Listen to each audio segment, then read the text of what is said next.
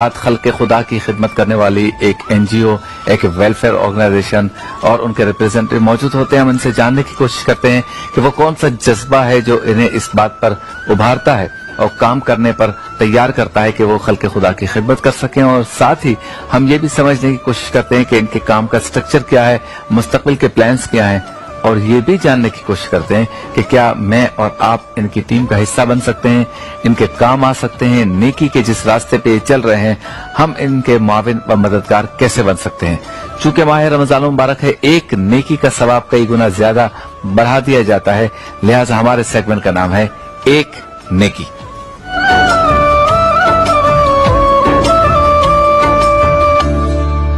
आज हम गुफ्तगू करेंगे कारवाने हयात। ये एक ऑर्गेनाइजेशन है, बहुत पुरानी और बुजुर्गों ने बनाई। आज उनके बाद वाली नस्ल उसको संभाल के आगे लेकर जा रही है और इंशाअल्लाह ताला ये इसी तरह से आगे चलती जाएगी। कारवाने हयात किस तरह काम करती है और किस तरह लोगों की देखभाल करती है, बिलखुसूस दिमागी अमराज में मुब्तला जो हमारे एडल्ट्स हैं, बालगान हैं, इनका ये केयर करते हैं और किस तरह करते हैं, क्या इनको मुश्किल पेश आती है, कितने सेंटर्स हैं और आगे ये कितने इस काम को बढ़ाना चाहते हैं, इस सब गुफ्तगू जरूर करेंगे मैडम से। लेकिन पहले इनका एक पैकेज देखते हैं ताकि मैं और आप समझ सकें कि ये काम किस तरह करते हैं। ये देखते हैं।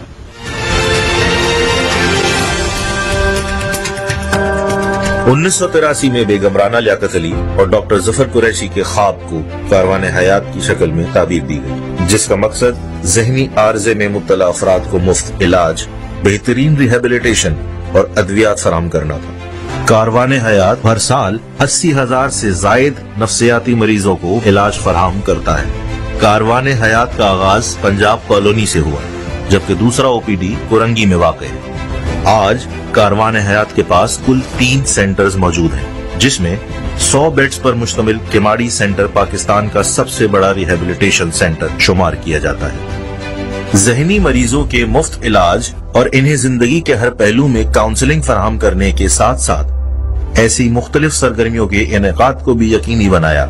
माहिर असातिज़ा और इंस्ट्रक्टर्स की ज़ेर निगरानी कुकिंग क्लासेस, सिलाई कढ़ाई, योगा सेशंस, म्यूजिक क्लासेस और कंप्यूटर क्लासेस को बाकायदगी से मुनक्किद किया जाता रहा है। कारवाने हयात में मौजूद एक छोटा बोटेनिकल गार्डन भी है, जहां मरीज अपने हाथ से छोटी सब्जियां भी उगाते हैं। इंडोर गेम्स यहां के मरीजों और डॉक्टर्स दोनों ही में मकबूल हैं। बहुत जल्द कारवाने हयात अपने चौथे सेंटर का इफ्तिताह करने जा रहा है, जिसमें उन गरीब मरीजों का इलाज किया जाएगा जो इलाज के लिए केमाड़ी तक आने की इस्तिताअत नहीं रखते। उन मरीजों को उनके घर के पास, उनके घर के करीब इलाज की सहूलत फराहम की जाएगी। इसके अलावा हम एक रिहेबिलिटेशन सेंटर का भी आगाज करने जा रहे हैं, जिसमें उन तमाम मरीजों को उनके घर के करीब रिहेबिलिटेशन की सर्विसेज, जिसमें योगा, जिम, कुकिंग की क्लासेस, सिलाई कढ़ाई की क्लासेस, ये सारी उनको प्रोवाइड की जाएंगी, ताकि साइकियाट्रिक इलनेस के दौरान जो चीजें वो भूल जाते हैं उनको वापस सिखाई जा सकें और ताकि वो माशरे का एक कारामद शरीक बन सकें। सुभान अल्लाह, बहुत खूबसूरत काम कर रहे हैं कारवाने हयात के हमारे ये रफ़क़ा मौजूद हैं हमारे साथ। मोहतरमा तमकीन काशिफ अब्बासी साहब, अस्सलाम वालेकुम। बहुत शुक्रिया आप तशरीफ लाई। और आप मेहमान हैं कर्शी जामे शीरी, उन्होंने आपके लिए रमजान की मुबारकबाद और नेक ख्वाहिशात का इज़हार किया। एक तोहफा भी आपके लिए है, तो आपके साथ जाएगा और याद दिलाएगा कि आप हमारे प्रोग्राम में आए थे। अच्छा, बहुत मुश्किल टास्क आपने लिया है, यानी सबसे पहले तो ये बताया कि किस सन में इन बुजुर्गों ने जो है ये सोचा कि हमें इस सेक्टर में काम करना चाहिए जहां पे बहुत कम लोग काम करते हैं, और ये तो ऑन गोइंग है 24 आवर्स, क्योंकि केयर का मैटर है, संभालने का भी मैटर है, इलाज का मैटर भी है। तो पहले सन बताएं, किस सन से इसका आगाज हुआ कारवाने हयात का? कारवाने हयात जो है पिछले 37 ईयर्स से साइकियाट्रिक ट्रीटमेंट प्रोवाइड कर रहा है, वो फ्री ऑफ कॉस्ट उन लोगों को जो कि अफोर्ड नहीं कर सकते हैं। बेगम राना लियाकत अली और डॉक्टर जफर कुरैशी से किसी ने सवाल पूछा है कि अगर हमें साइकियाट्रिक इलनेस है, एक ऐसा इमराज है जो कि नजर नहीं आ रहा है लेकिन हम उससे सफर कर रहे हैं, तो हम कहाँ जाएं, और हमारे पास इतने पैसे भी नहीं है कि हम अपना इलाज करा सकें।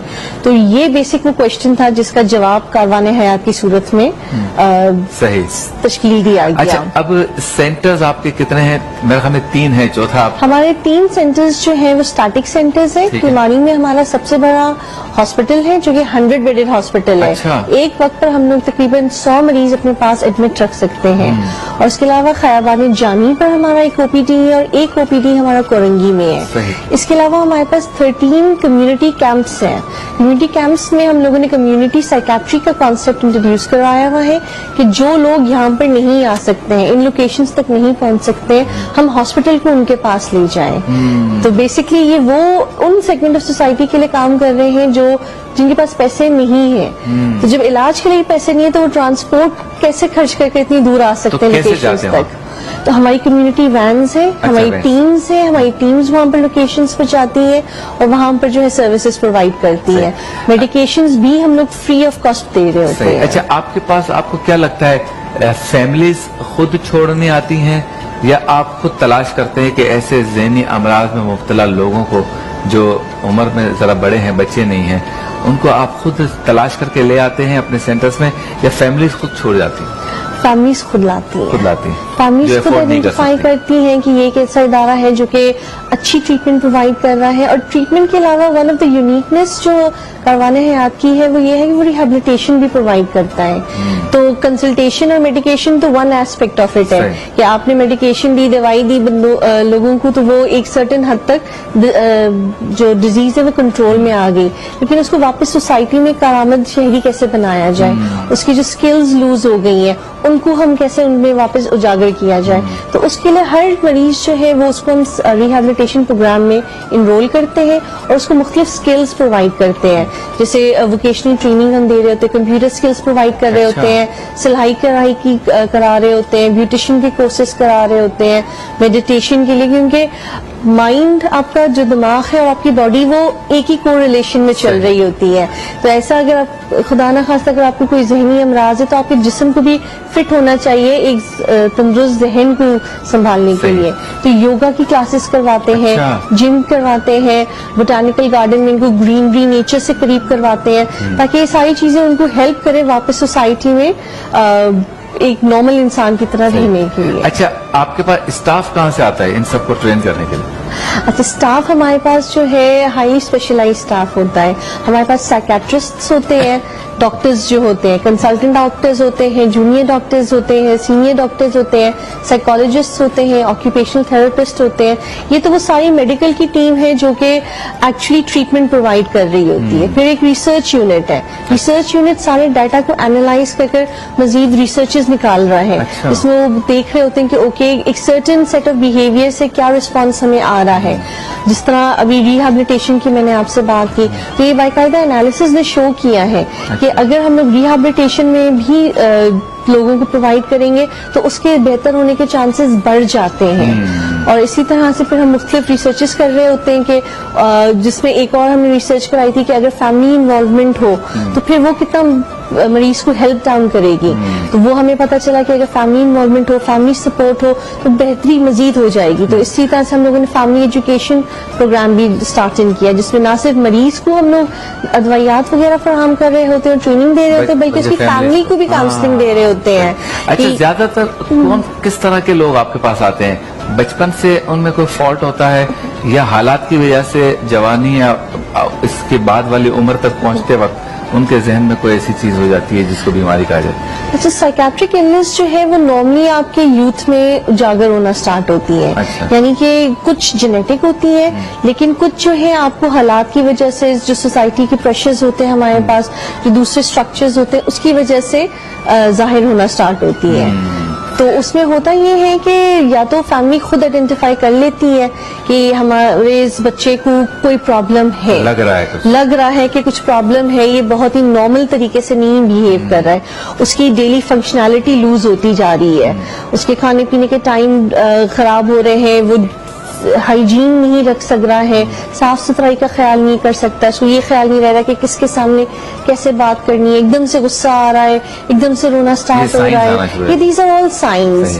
اچھا, واپس کتنے لوگ چلے جاتے ہیں ٹھیک ہو کر؟ کتنے % لوگ واپس چلے جاتے ہیں, کتنے جن کو آپ کو آخر تک سنبھالنا پڑتا ہے, چلانا پڑتا ہے, رکھنا پڑتا ہے؟ اچھا, یہ تو ٹرکی سوال ہے کیونکہ ہر پیشنٹ یونیک ہوتا ہے, اس کی النس بھی اسی طرح سے یونیک ہوتی ہے. ہماری کوشش یہ ہوتی ہے کہ جب مریض ہمارے پاس آتا ہے تو وہ اس لیول تک واپس چلا جائے جس لیول پر وہ اس امراض میں آنے سے پہلے تھا.